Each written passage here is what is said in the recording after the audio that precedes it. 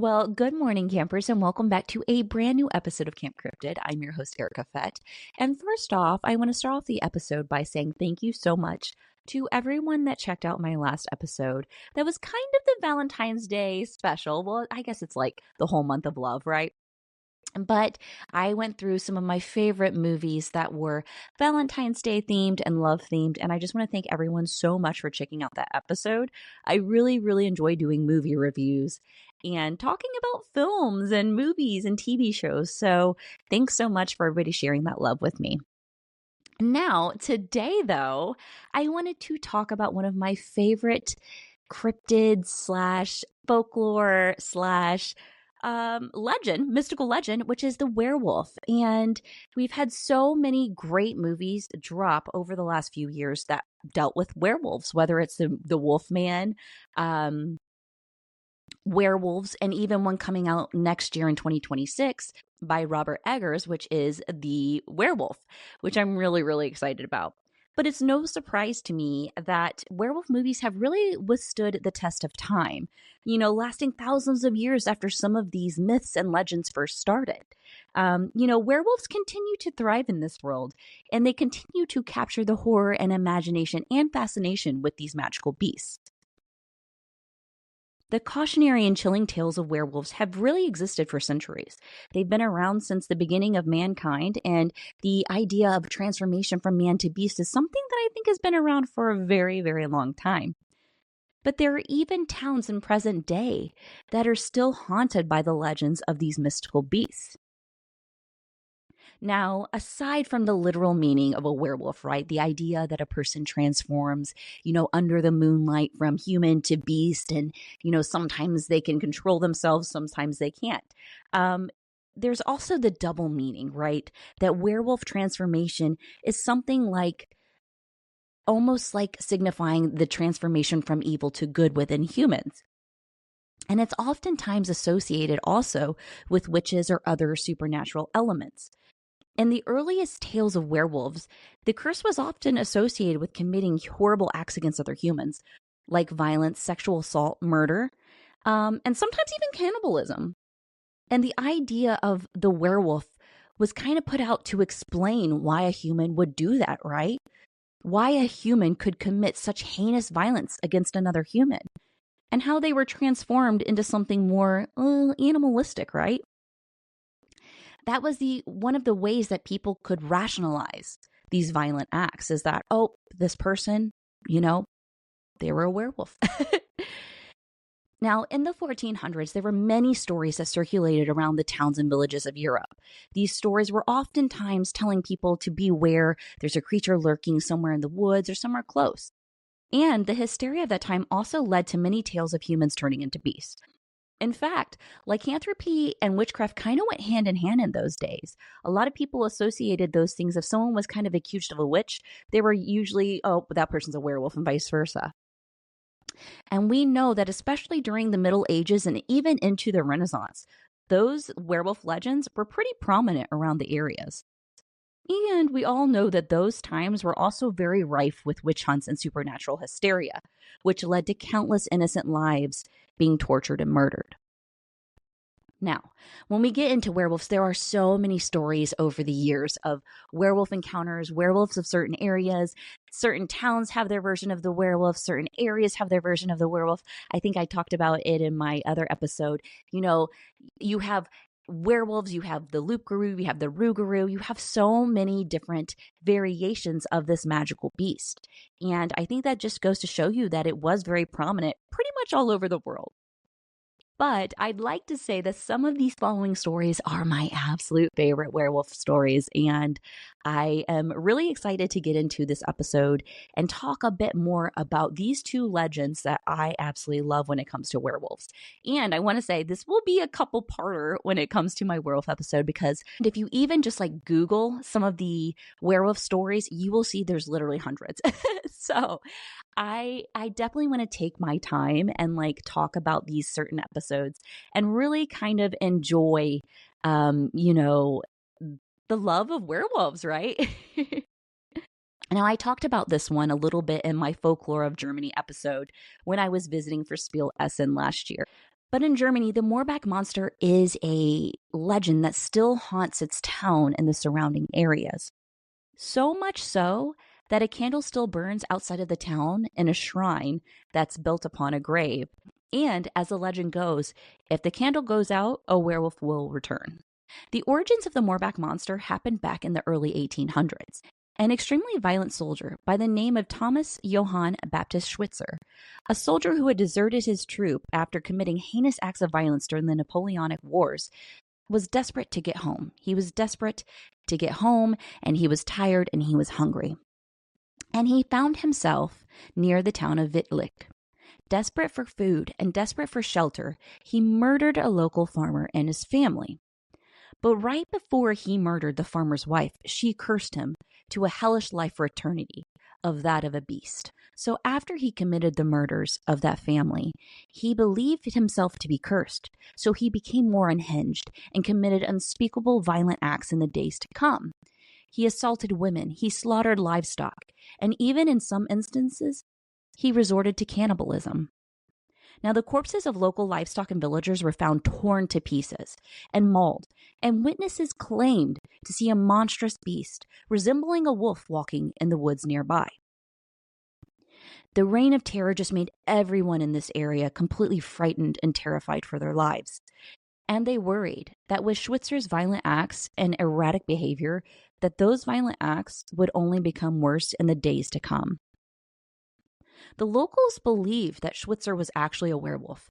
People had seen the werewolf walking around town, and there were all of these instances of things becoming missing and mauled and terrorized, and the one common thing in all of that was Schweitzer. Now, since the locals believed him to actually be a werewolf as well, knowing that Schweitzer murdered locals and continued to act out violently, they demanded his immediate execution. So, in response, a mob of villagers gathered together to hunt Schweitzer and finally put an end to his reign of terror. Now, once they captured him, they decapitated him and they drove a stake through his heart and then buried his body. Now, after he was executed, his tomb was covered with a shrine of candles, and the candles were to remain lit at all times to prevent the werewolf from ever rising and killing again. And this instance of the Morbach Monster was actually the last werewolf that was thought to be killed in Germany. But the villagers kept the candles lit, and the legend of the Morbach Monster became just a story passed on from time, and it faded as a distant memory. Well, at least until the 1980s.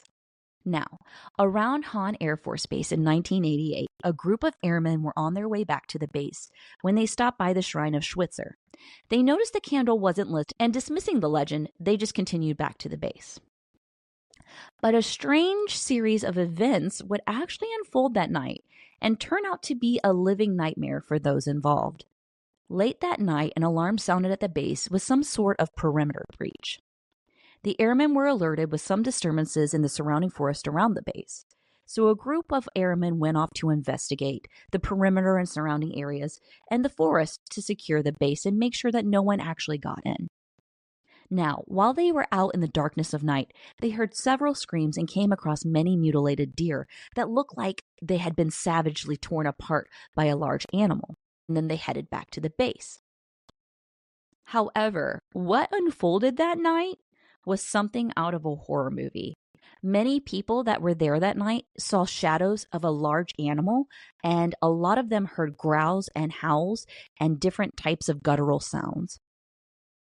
Some airmen even came face to face with what they say was a giant werewolf, a giant creature that was covered in hair that resembled a wolf, walked upright, and was about 7 to 8 feet tall. Several witnesses saw this creature jump many fences, and other people also saw this creature appear and disappear. And after it struck terror in their hearts, it left them with claw marks in some places and a trail of blood leading out of the base.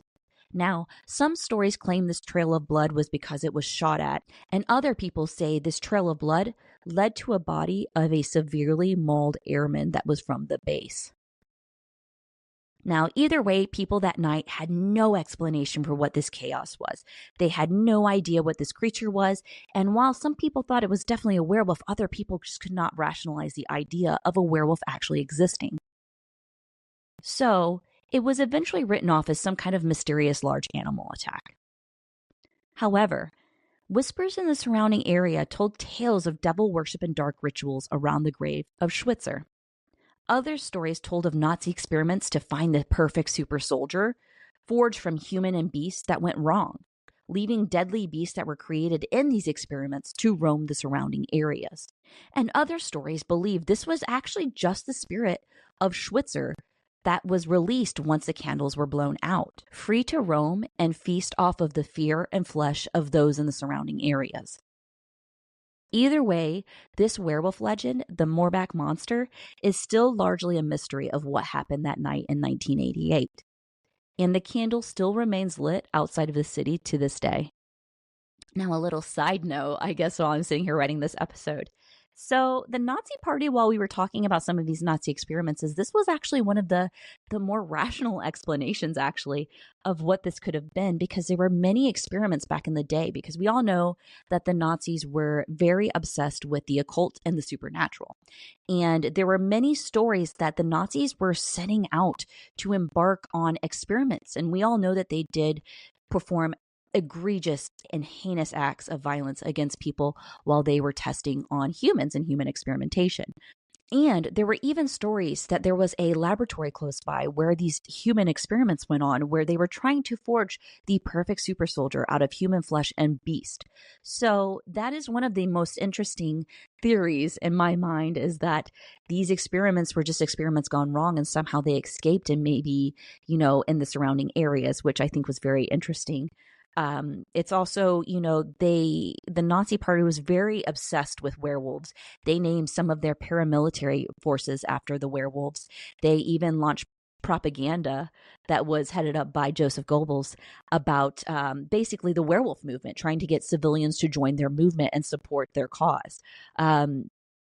So I don't know. It is very interesting, that there are all these commonalities between experimentation and these theories, that there could have been some kind of experiment gone wrong that was released in the area. But yeah, so I think that the story of the Morbach Monster is probably one of my favorites, just because it is one that, while it happened, hundreds of years ago, it did have a brand new kind of twist to it, which I thought was very interesting. And the fact that there's no closure to what happened that night actually is very interesting to me. It's very interesting. And, maybe one day I'll get to go back and do some werewolf. I don't know. I don't know if I really even want to come into contact with some kind of experiment gone wrong, because, the fact that they did human experimentation and were just so horrible to people back then, I can only imagine what they would have done to get some kind of hybrid werewolf human soldier. Ooh. That right there is a nightmare within itself. Also, I think it's very interesting, this kind of Nazi werewolf idea, that it was this hybrid super soldier, kind of brought me back to thinking, as soon as I read that theory, I was like, American Werewolf in London, right? When he has the dream, right? He's dreaming and he's having that dream sequence and he's at home, and then all of a sudden these Nazi werewolf soldiers break through the door. I was like, wow. Okay. All right.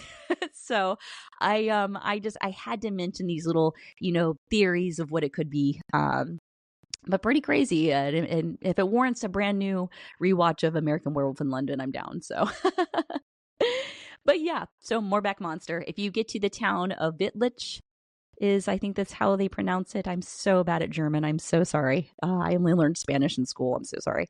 But if you go there, you can still visit the shrine of Schweitzer, and the candle should still be lit. So at least I hope so.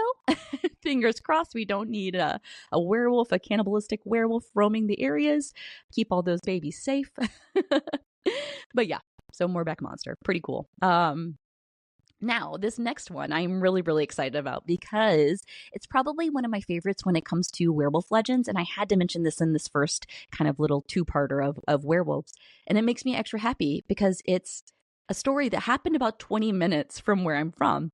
And this is the Defiance Werewolf of Ohio. And in 1972, around the railroads of Defiance, Ohio, a terrifying series of events would unravel. Now, one night, while two railway workers were hooking up train cars and doing what seemed to be a normal night of work, they were startled when they were confronted in the darkness by a giant beast. This beast was covered in hair. It was over 6-7 feet tall, and it had giant razor sharp fangs that were showing. And to them, they said it looked like a werewolf. Now, this beast, this werewolf, attacked one of the railway workers with a club. And before it was chased off and scared off, other sightings would actually pop up around the area of other people who had seen this creature as well. Other people that worked on the railways, even someone who was driving along and saw it on the side of the road and their headlights saw it. And as more and more of these series of sightings would pop up, a formal investigation was actually launched. And you would think that with all these influx of sightings that something would pop up or some kind of resolution would happen.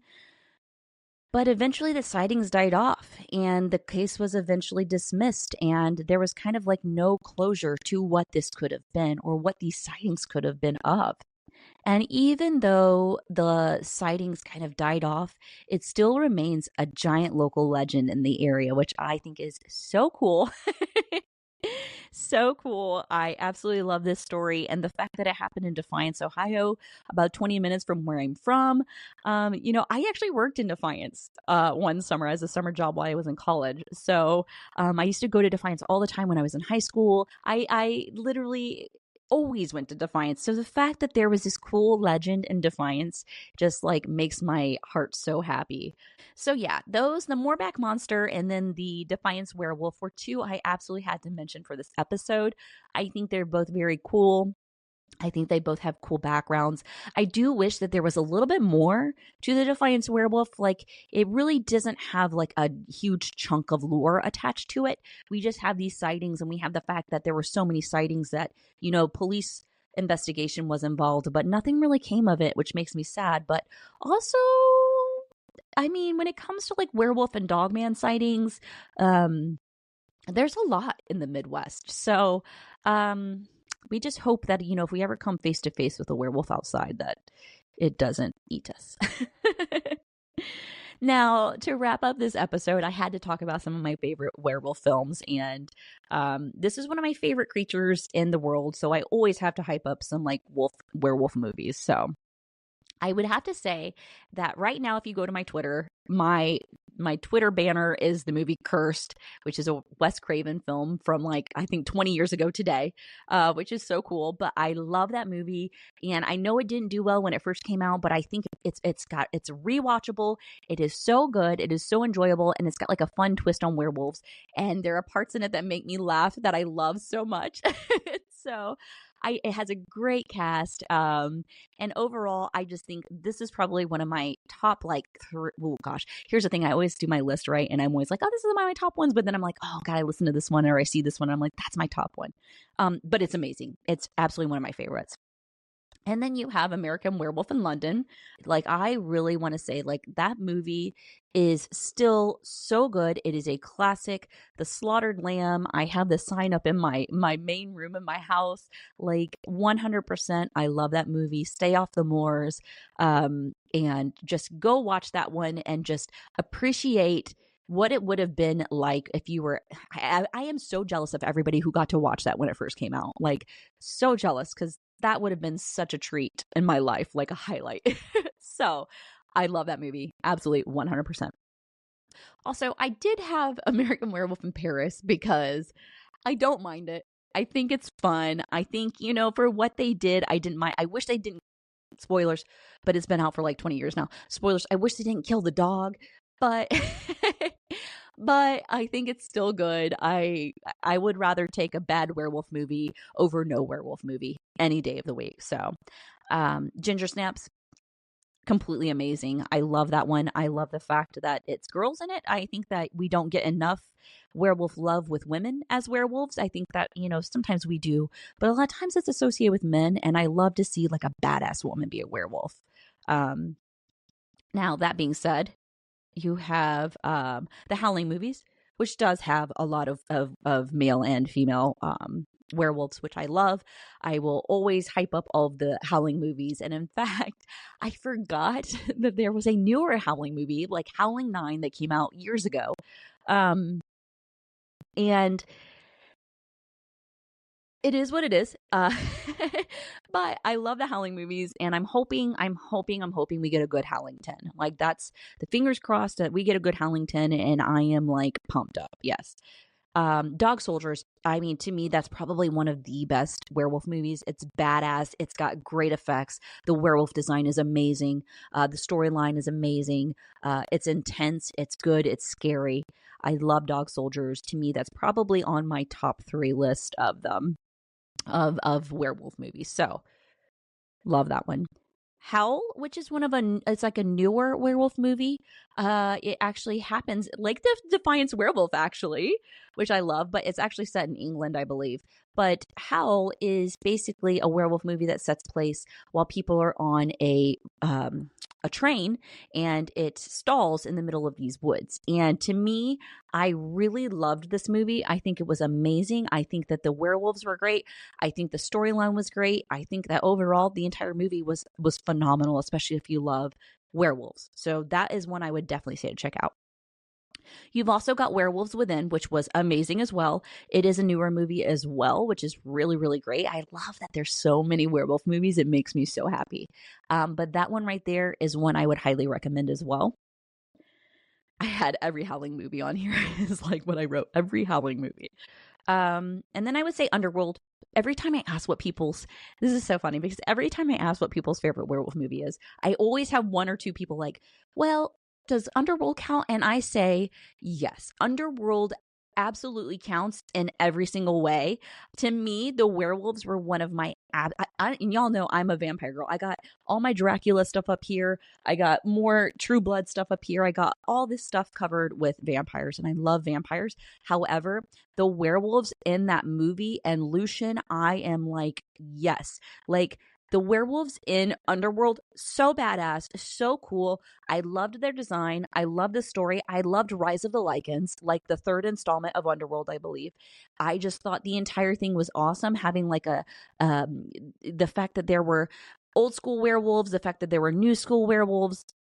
I loved it. I think that they even kind of hinted that in the second one, I want to say, where there's like 3 different types of werewolves, right? You have like this hybrid that's like a mix between a vampire and a werewolf. Then you have like the old school werewolves that are just completely like mindless, that you can't control yourself. They're ravenous, they're violent, they're crazy, uncontrollable. And then you have kind of like the ones that can control their transformation, which I think is really cool to have like different varieties of werewolves. To me, that is just, I love that. It's like every type of werewolf, they covered it. They're like, okay, what kind of werewolf do we need now? Okay, we got this one, let's add this type in. And I honestly, I loved it. I think it was amazing. The Wolfman, you have all the originals, and then you have the Wolfman, and then you have the Wolfman. So I'm like, oh crap, which one was I talking about? All of them. The newer Wolfman was good. I really liked it. I think it was really cool what they did with his transformation. I think it's one of those things where if you name something after something that is already pre-existing, it kind of gives you an idea of what you're expecting. And I think that sometimes that can be good, but I think sometimes that can be bad. But I would say overall, just watch them and make your own decision on if you like it or you don't. To me, I always, it's hard for me to do like an actual rating of a movie, because it's like if I don't turn it off, like I had to have enjoyed it in some way, even if it wasn't like the peak, of what I enjoy. But as long as I don't turn it off, to me, I'm like, thumbs up, right? Oh gosh, what else do I have? Okay. So I think that's my list of movies right now. But like I said, I'm going to be doing this in 2 parts. So I always tell y'all every time I do a movie review episode, or I'm like my top 10 list or something like that, I always forget a movie. But that's kind of the nice thing now this week is me doing like a 2-parter. If I forget anything that's a wolf movie on this list, I'm just going to add it next week. So kind of save myself right there. And with that being said, if you guys have any recommendations for werewolf movies, some that I may not have seen, or even TV shows or anything, please let me know in the comments or let me know on Patreon, because I'm always looking for werewolf movies. Like if it has a werewolf in it, 10 out of 10 chance I want to watch it. But yeah. So that is my part 1 of werewolves. I hope you guys enjoyed the story of the Defiance Werewolf and the Morbach Monster. Hopefully one of these days I can go back to Defiance and do a little bit of investigating myself.